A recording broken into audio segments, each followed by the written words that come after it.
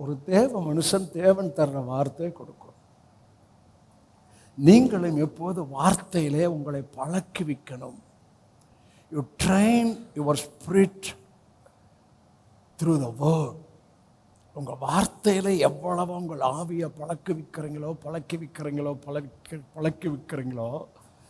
அங்கே உங்கள் உள்ள இருந்து வார்த்தை சத்தமாய் வரும்.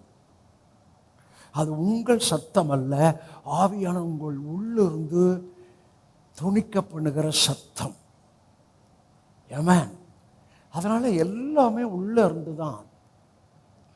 அதைத்தான் ரொம்ப வருஷமாக நம்ம பேசிக்கிட்டே இருக்கிறோம். துவக்கமே எங்க? உள்ள. துவக்கம் எப்படி? ஜீவன். துவக்கம் என்னவா இருந்தோம்? கீழ்ப்படியாமையின் பிள்ளைகளாக இருந்தோம். துவக்கம் யார் நடத்தினது? கீழ்ப்படியாமையின் பிள்ளைகளாய் இருந்தோம். கோபாக்கனையின் பிள்ளைகளாய் இருந்தோம்.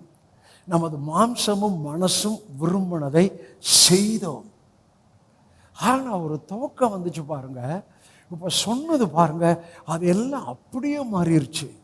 அது எந்த துவக்கம்? உள்ள துவக்கின அந்த துவக்கம். இப்போ சொன்னோம் பாருங்க, கோவாக்கனையின் பிள்ளையாய் இருந்தோம், கீழ்ப்படியாமையின் பிள்ளையாய் இருந்தோம், நமது மாம்சமும் மனசும் விரும்பினதை செய்தோம். அந்த துவக்கம் நம்ம ஆவியில் வந்தோன்னே இது எல்லாம் அப்படியே ஒரு வினாடியில் மாறிவிட்டது. இந்த துவக்கத்தில் இப்போது நீங்களும் நான் எப்படி இருக்கிறோம்? பிள்ளைகளாக இருக்கிறோம், நீதியாய் இருக்கிறோம், நீதிவானாய் இருக்கிறோம், சுதந்திரவாளியாய் இருக்கிறோம். அவர் இருக்கிறது போல இருக்கிறோம். எங்க? இல்லை, உள்ள. உள்ள தெரியுமா? எங்க உள்ள அறுத்தாதாங்க தெரியும். டாக்டர் அறுத்தா உள்ள எல்லாமே தெரியும். ஆனால் நமக்கு உள்ள ஒன்றுமே, அதை சரீரத்தை சொல்லலை, நமக்குள்ள ஒரு ஆவி இருக்கு பாருங்க, தட் இஸ் இன்விசிபிள்.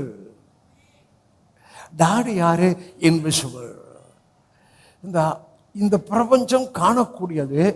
ஆனால் நம்ம இந்த காணக்கூடிய இந்த பிரபஞ்சத்தில் இருந்தாலும் நம்முடைய ஆவி உள்ள இன்விசிபிள். நம்முடைய ஆத்மா, அதான் எண்ணம், உணர்வு இன்விசிபிள். அதே போல எல்லா வானங்களுக்கும் மேலாகத்தான் உன்னதத்தில் அவரோடு கூட உட்கார வைக்கப்பட்டிருக்கிறோம்.